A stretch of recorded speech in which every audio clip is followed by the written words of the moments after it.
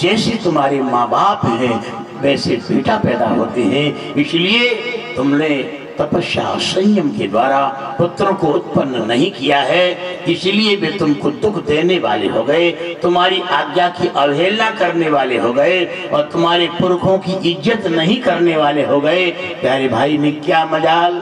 हमारे शास्त्र कहते हैं, आप गृहस्थ जितने लोग बैठे हो, गृहस्थों के लिए विशेष सूत्र शास्त्रों ने दिया है। क्या दिया है? लालयेत 5 वर्षाणि 10 वर्षाणि ताडयेत प्राप्ते 16 वर्षे पुत्रम मित्रवदाचरेत। गृहस्थ को चाहिए कि बेटा पैदा होने के बाद 5 साल तक लाड़ प्यार करे। 6वीं साल में जैसे ही लगे उस बच्चे को खूब ताड़ना देवे और ऐसी ताड़ना देवे कि सारे गुण उसके अंदर आ जाएं। गुणों का आधान करने के लिए ताड़ना देवे।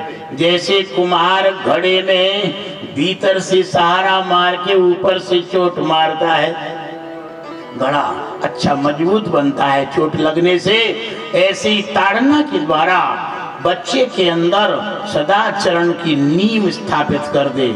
सत्यवादी बनावे, महाराज पराक्रमी बनावे, राष्ट्र भक्त बनावे, ईश्वर भक्त बनावे। बच्चे के अंदर सारे सद्गुणों का आधान कब तक? बोले 10 साल तक। 10 साल तक बच्चों को तालीम देवे, शिक्षा देवे, सदाचरण सिखावे। ध्यान देना, जैसे ही 16वीं साल में बच्चा आवे, आप लोग सब कान खोल के सुन लो, जैसे ही 16वीं साल में बच्चा आवे, ये ऋषियों का रिसर्च है, प्राप्ते 16 वर्षे पुत्रम मित्र वदाचरेत। पुत्र को मित्र के समान माने, फिर पुत्र का भाव खत्म कर दे, दोस्ती का संबंध कायम कर ले। ये जीवन जीने की प्रक्रिया है प्यारे भाइयों। पर हम करते क्या हैं?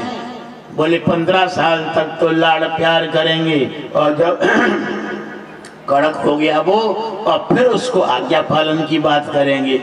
अब बताओ, घड़ा पक गया, अब आए सुराही बनाओगे तो बनेगा वो?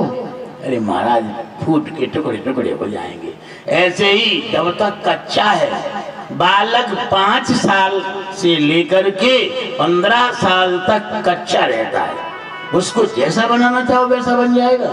बालक गंगा जल के समान निर्मल रहता है प्यारे भाइयों। और जैसे ही 16वीं साल में लगा, अब वो पक जाता है, और पकने के बाद तुम फिर पाप पना दिखाओ, हुकूमत चलाओ, वो तो तुम्हारे उल्टे सा आड़े आ जाएगा, तुमको ही सामने गाली गलौज करने लग जाएगा। यही हो रहा है आजकल महाराज। नहीं तो क्या मजाल, आंख से आंख जिंदगी भर बालक नहीं मिला सकता।